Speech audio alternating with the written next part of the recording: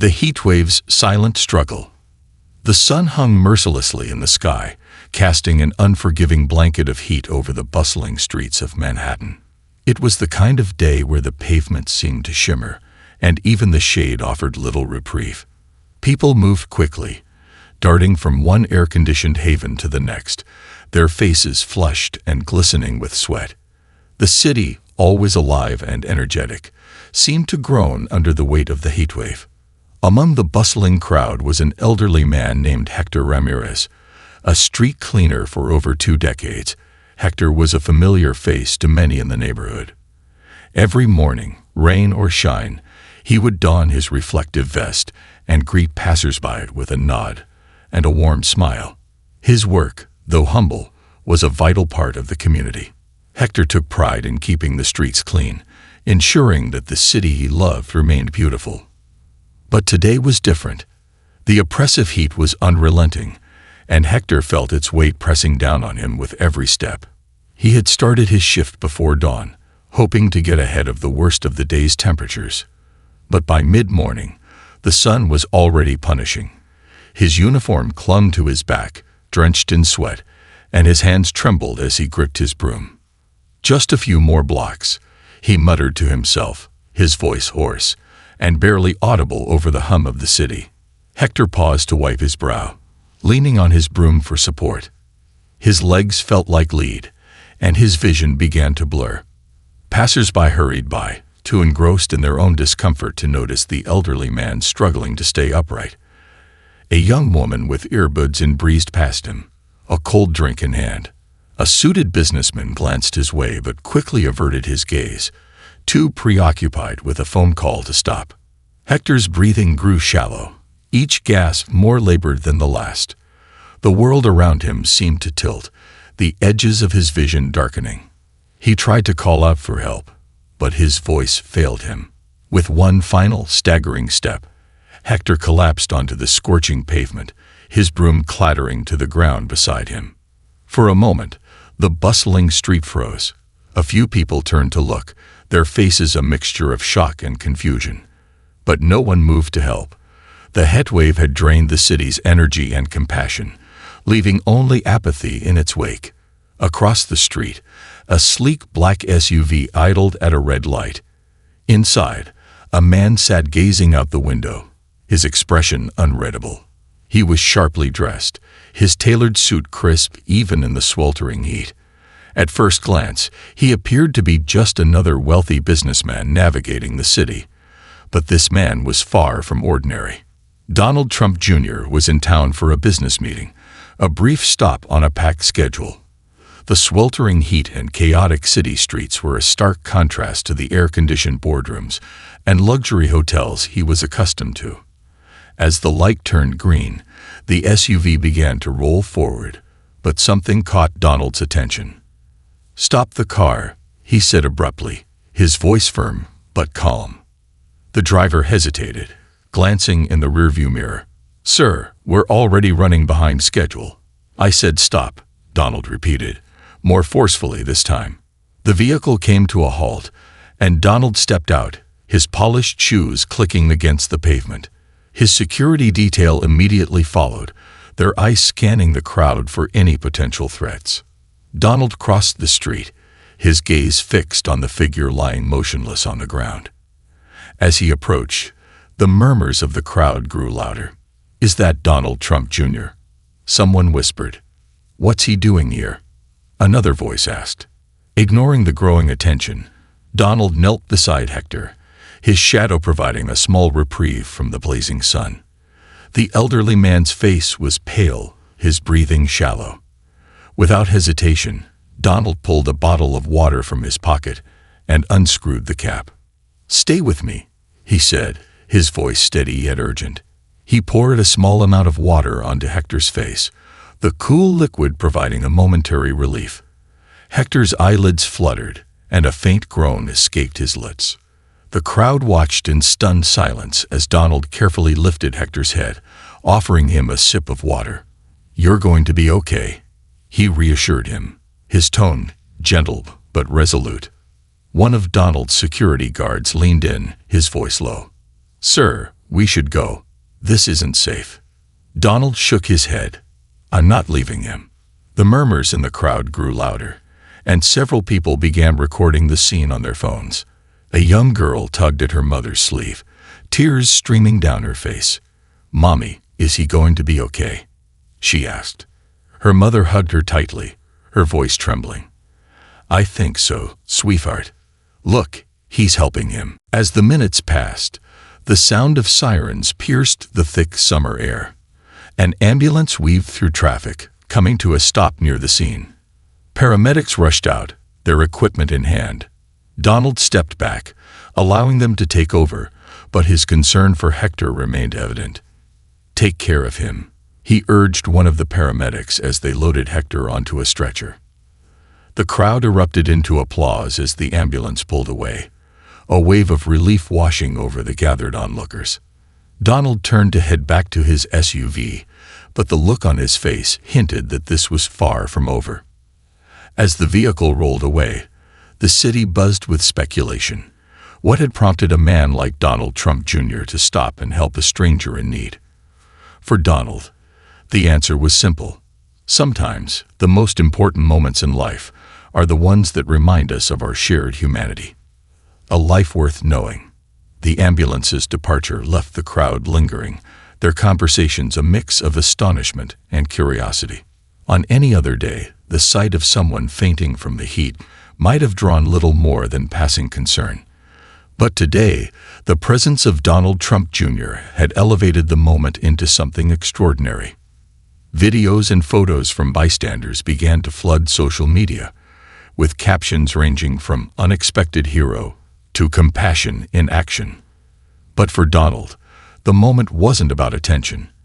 His mind was occupied by the man he had just helped, a man who, moments ago, had been nothing more than a face in the crowd. The SUV navigated the city streets, the air inside charged with an unspoken tension. Donald's security team exchanged uneasy glances, their unease stemming not from the incident, but from his uncharacteristic silence. He sat with his arms crossed, staring out the window as the city blurred past. Finally, he broke the silence. "Do we know who he is?" he asked, his voice steady but tinged with urgency. One of the guards nodded. "His name is Hector Ramirez. He's been a street cleaner in this area for years. People around here seem to know him pretty well." Donald leaned back in his seat, processing the information. The name lingered in his mind, evoking a wave of emotions he hadn't expected. Hector wasn't just another anonymous figure lost in the city's chaos. He was a person with a name, a history, and a life, one that had intersected with Donald's in the most unexpected way. "Take me to the hospital," Donald said firmly. The head of his security team frowned. "Sir, with all due respect, it might not be wise to show up unannounced. The media could get wind of this, and it could spiral out of control." Donald's gaze didn't waver. "This isn't about optics. That man needs someone to make sure he's okay. Drive." The SUV shifted course, heading toward the hospital. Donald remained quiet for the rest of the ride, his thoughts a whirlwind of questions. Who was Hector Ramirez? What had led him to this point? And why did Donald feel such a strong pull to ensure his well-being? The hospital's waiting room was a stark contrast to the chaotic streets outside. It was cool and sterile, the walls painted a muted shade of green that did little to soothe the nerves of those waiting for news of their loved ones. Donald's entrance didn't go unnoticed. Conversations hushed, and heads turned as he strode to the receptionist's desk, flanked by his security detail. "I'm here to check on Hector Ramirez," he said, his voice low but firm. The receptionist blinked in surprise, momentarily taken aback by the sight of one of the most recognizable figures in the country standing before her. She quickly composed herself and checked the records. "Mr. Ramirez is stable," she said. "He's in recovery. The doctors are running tests to make sure everything is okay.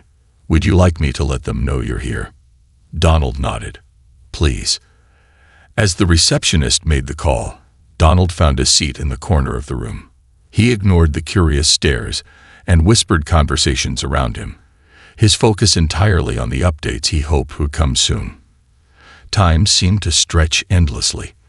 For someone used to the fast-paced world of high-stakes business, the waiting felt excruciatingly slow. When the nurse finally approached him, her expression softened. "You can see him now," she said. "Just for a few minutes. He's still very weak." Donald followed her down a long corridor, his footsteps echoing against the polished floors. They arrived at a small room where Hector lay propped up in a hospital bed, his frail frame surrounded by machines that beeped softly. His eyes were closed, his face pale but peaceful. The nurse stepped aside, giving Donald a moment alone. Donald hesitated at the doorway, suddenly unsure of what to say. This wasn't a boardroom negotiation or a public speech. This was something deeply personal, and he felt a weight of responsibility he couldn't quite explain. He finally stepped forward, the sound of his footsteps causing Hector's eyes to flutter open. "You," Hector whispered, his voice raspy. A faint smile crossed his lips. "The man who helped me." Donald pulled up a chair and sat beside the bed. "How are you feeling?" he asked, his tone gentle. Hector's smile widened slightly. "Better, thanks to you. I don't know what would have happened if you hadn't been there." "You don't have to thank me," Donald replied. "I just did what anyone should do." Hector shook his head weakly. "Not everyone would have stopped. People walk past me every day, barely even noticing. But you stopped." There was a moment of silence as Donald absorbed Hector's words. He realized the truth in them. In a city as fast-paced as New York, it was easy to overlook the people who quietly kept it running. "How long have you been doing this?" Donald asked. Hector's eyes grew distant, as if he were looking back through the years. "Over 20 years, he said. "I started after my wife passed away. I needed something to keep me going, to keep me connected to the world. Cleaning these streets gave me purpose. It's not glamorous, but it's honest work." Donald felt a lump form in his throat. Hector's story was one of quiet resilience, the kind that often went unnoticed in a world obsessed with success and spectacle. He wondered how many other Hectors were out there, living lives of quiet dignity, their stories untold. As they spoke, Donald's respect for Hector deepened. Here was a man who had faced loss and hardship, yet continued to give back to his community in his own humble way. The thought stirred something within Donald, a realization that this moment was an opportunity to do more than just offer a helping hand. "Hector," Donald said, his voice firm with resolve, "I want to help you. Not just today, but in a way that really makes a difference." Hector's eyes widened in surprise. "Help me? How?" Donald leaned forward. "We'll figure it out together. But for now, you need to rest and focus on getting better. The rest can wait." Hector nodded, a tear slipping down his cheek. "Thank you," he whispered. As Donald left the room, he felt a sense of purpose he hadn't experienced in years. This wasn't just about helping one man. It was about addressing the larger question of how society treats its most overlooked members. And for Donald, it was only the beginning of a journey that would change both his life and Hector's forever. The ripple effect. Donald Trump Jr. left the hospital that evening, but Hector Ramirez's story stayed with him. The world outside bustled with its usual intensity. Taxis honking, pedestrians rushing, the city alive with its signature energy. But Donald saw it differently now. For the first time in a while, he found himself questioning the fabric of a society that moved so quickly it often left its most vulnerable members behind. He resolved that Hector's story would not end as just another act of kindness. It would be the start of something much bigger. The next morning, as the sunlight filtered through his penthouse windows, Donald sat at his desk. In front of him was a blank notepad and a pen. His security team had already updated him on Hector's condition. He was stable but would need time to recover. The thought of Hector returning to grueling work under the blazing sun filled Donald with determination. He began to jot down ideas, his mind racing with possibilities. A knock on the door interrupted his thoughts. It was his chief of staff. Amanda, a sharp and resourceful woman who had worked with him for years. She entered with a tablet in hand, her expression a mix of curiosity and concern. "Good morning, sir," she said, setting the tablet on his desk. "Your act of kindness yesterday has gone viral. Social media is buzzing with it. Hashtags like #CompassionInAction and #TrumpTerHero are trending." Donald looked up, surprised. "I wasn't trying to make headlines," he said. "It was just the right thing to do." "I know," Amanda replied, her tone understanding. "But the world saw something genuine. People are moved, inspired even. This could be an opportunity to start a conversation about the everyday heroes in our communities." Donald nodded slowly. Amanda's words resonated with him. The viral attention wasn't something he had sought, but it was a platform, a chance to shine a light on stories like Hector's. "You're right," he said. "Let's use this moment to make a difference. I want to start an initiative to support people like Hector, the unsung heroes who keep our cities running." Amanda's eyes lit up. "That's a fantastic idea. We could start with a foundation. Something that provides resources, healthcare, and financial support to workers in essential but often overlooked jobs." Donald picked up his pen again, the words flowing onto the page. "We'll call it the Everyday Heroes Foundation. Its mission will be to celebrate and uplift the people who quietly make our lives better." In the days that followed, Donald threw himself into the project with unwavering focus. His team worked tirelessly to build the foundation from the ground up. Meetings were held with nonprofit leaders, labor advocates, and healthcare providers to understand the challenges faced by workers like Hector. Donald also reached out to his network, securing funding and partnerships that would ensure the foundation's success. The first major initiative was a healthcare program for street cleaners, sanitation workers, and other low-wage laborers. Donald wanted to ensure they had access to medical care and support, something Hector's situation had highlighted as a critical need. The program also included heat safety training and the distribution of cooling gear for those working in extreme conditions. Meanwhile, Hector's story continued to capture public attention. Media outlets picked up on his journey, and interviews with neighbors painted a vivid picture of a man who had touched countless lives with his quiet kindness. One story, in particular, stood out.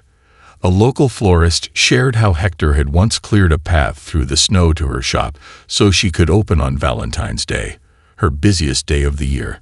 Another resident recalled how Hector had helped him find his lost dog, spending hours combing the neighborhood until the pet was safely returned. These tales of Hector's generosity added depth to his story, turning him into a symbol of the unsung hero. Donald visited Hector again a week after their initial meeting.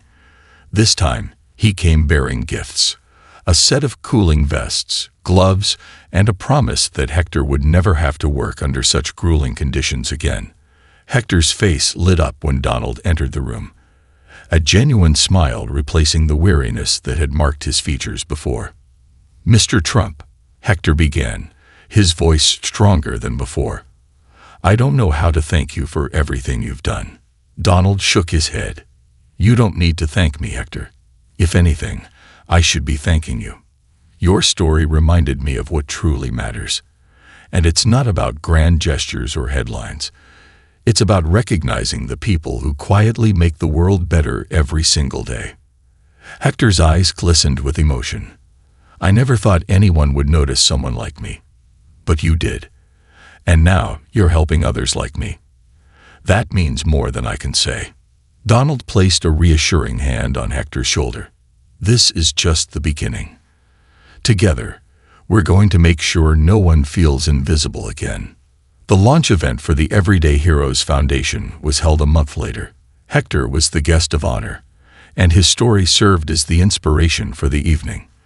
The event drew a diverse crowd: philanthropists, activists, and everyday workers, all united by a shared commitment to making a difference.